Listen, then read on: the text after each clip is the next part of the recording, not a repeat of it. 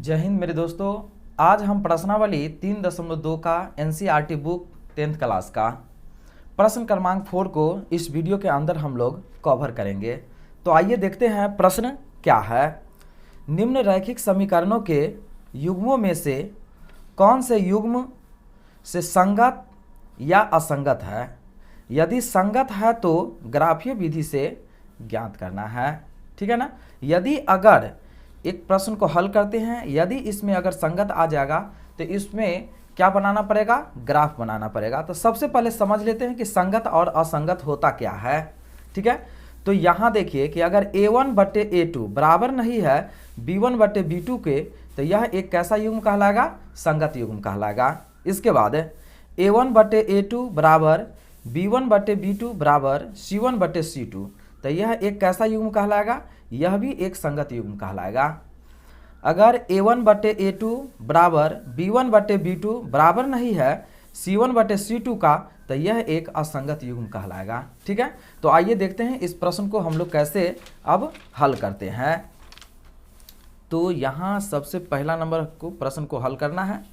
लिख लेते हैं प्रश्न क्या है। x + y बराबर 5 और क्या है 2x + 2y बराबर क्या है 10। ठीक है।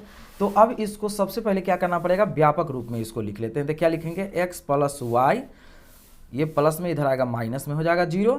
फिर इसको क्या करेंगे? 2x + 2y और इसको भी प्लस में इधर आएगा माइनस में हो जाएगा।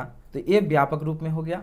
अब यहाँ से हम a1 a2 b1 b2 इससे ज्ञात करेंगे। तो अब क्या होगा? a1 बराबर, तो अब देखिए यहाँ x है तो x के पीछे नहीं कुछ है तो क्या होगा? 1 होगा। यहाँ y है, y के पीछे नहीं कुछ होगा तो क्या होगा? 1 होगा। तो a1 बराबर क्या हो गया? 1।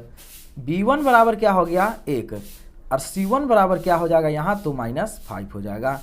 इसके बाद a2 बराबर क्या हो जाएगा? यहाँ 2 हो जाएगा। b2 बराबर क्या होगा? 2 हो जाएगा इसी तरह से। और c2 बराबर क्या हो जाएगा? -10 हो जाएगा। ठीक है। तो सबसे पहले तो इसमें देख लेते हैं कि यह संगत युग्म है या असंगत युग्म है। तो यहाँ क्या लिखना पड़ेगा? a1/a2 निकालेंगे। ठीक है। पिछले वीडियो में आप प्रश्न क्रमांक 3 में देखे होंगे किस तरह से a1/a2 निकाला गया। तो a1 के मान 1 हो गया और a2 कितना है? तो 2 है। ठीक है। इसी तरह से b1/b2 निकालना पड़ेगा। तो b1 का मान 1 है और b2 का मान क्या है? 2 है। इसी तरह से c1/c2 निकालना पड़ेगा। तो c1 का मान है -5 और c2 का मान है -10। माइनस से माइनस कट गया, 5 एकम 5, 5 दूना 10, तो क्या हो गया? 1/2 हो गया। अगर देखें तो सभी का मान 1/2 के बराबर ही है। तो हम लिख सकते हैं क्या? चूँकि a1/a2 बराबर b1/b2 बराबर c1/c2, ये सभी का मान क्या है? 1/2 है। तो इसीलिए यह एक संगत युग्म है। ठीक है। अब इस संगत युग्म हो गया तो इसको क्या करना पड़ेगा? अब ग्राफीय विधि से हल करना पड़ेगा। क्या करना पड़ेगा? ग्राफीय विधि से। ठीक है। अब ग्राफीय विधि से हल करेंगे। तो यहाँ पर ग्राफीय विधि से हल करने के लिए यहाँ पर हमको 2 समीकरण दिया हुआ है। क्या है?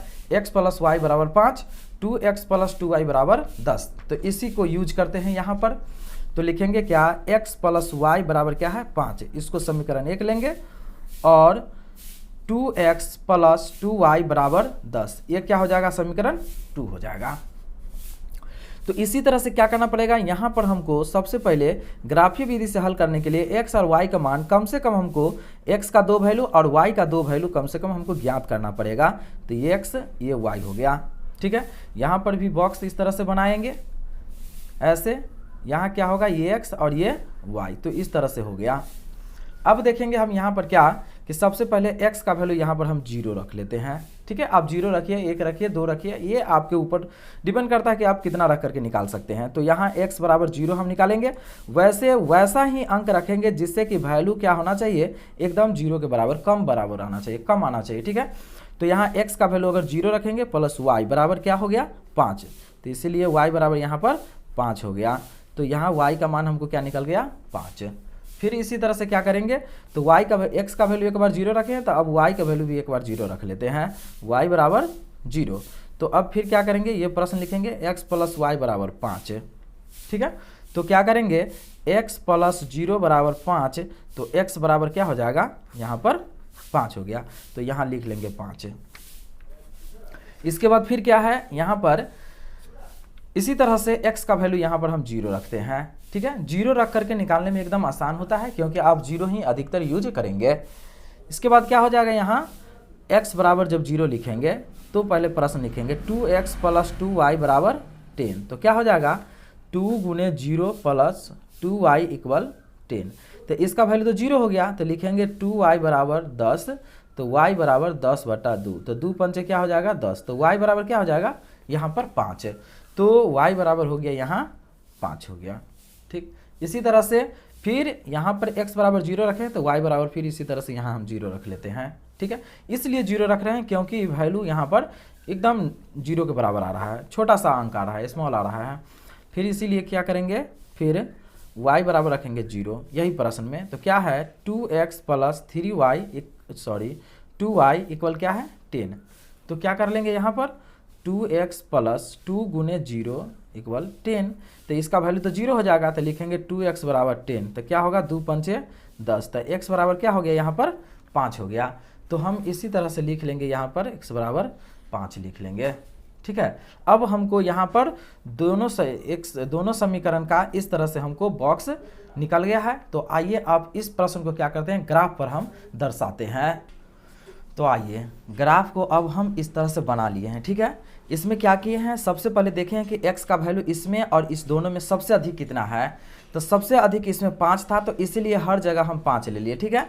यहाँ देखिए इसको x कहा जाएगा, इसको x डैश कहा जाएगा, x की ओर जो है सिर्फ प्लस में लिखा जाता है और x डैश की ओर माइनस में लिखा जाता है, ठीक है। और इसी तरह से y है और नीचे y डैश है, तो y में प्लस की ओर लिखा जाता है और y डैश में माइनस की ओर लिखा जाता है, ठीक है। इसको यहाँ पर 0 0 बोला जाता है, जो x और y का वैल्यू 0 0 होता है, जिसको मूल बिंदु भी इसे बोला जाता है, ठीक है। तो अब देखेंगे इसको हम ग्राफ पर सेट करके, तो x का वैल्यू कितना है, सबसे पहले 0 है, ठीक है। यहाँ देखिए x का वैल्यू 0 है और y का कितना है 5 है, तो y में तो माइनस नहीं चिन्ह लगा हुआ है, इसका मतलब यहाँ हम आएंगे प्लस वाला में, तो क्या हो जाएगा यहाँ 0,5 लिखेंगे ऐसे, ठीक है। इसके बाद फिर देखेंगे x का वैल्यू कितना है 5 है, तो x का वैल्यू 5 है प्लस में, तो यहाँ आ जाएंगे हम, और y का वैल्यू 0 है, तो क्या लिखना पड़ेगा 5,0 लिख देंगे, ठीक है। तो एक सबसे पहले तो यहाँ हम इसको मिला लेते हैं, तो इस तरह से ये एक ग्राफ की ओर हो जाएगा, ठीक है। तो इस तरह से हम मिला लेते हैं ऐसे, ठीक है। तो ये किस समीकरण का हो गया, तो यहाँ लिख लेंगे हम x प्लस वाई बराबर 5 का ये हो गया, ठीक है।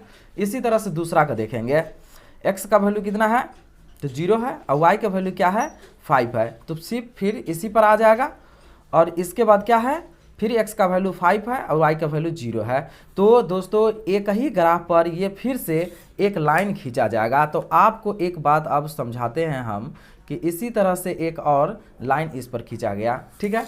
तो यहाँ जो हम लोग देखे हैं कि यह संगत युग्म है, क्या लिखे हैं, यह एक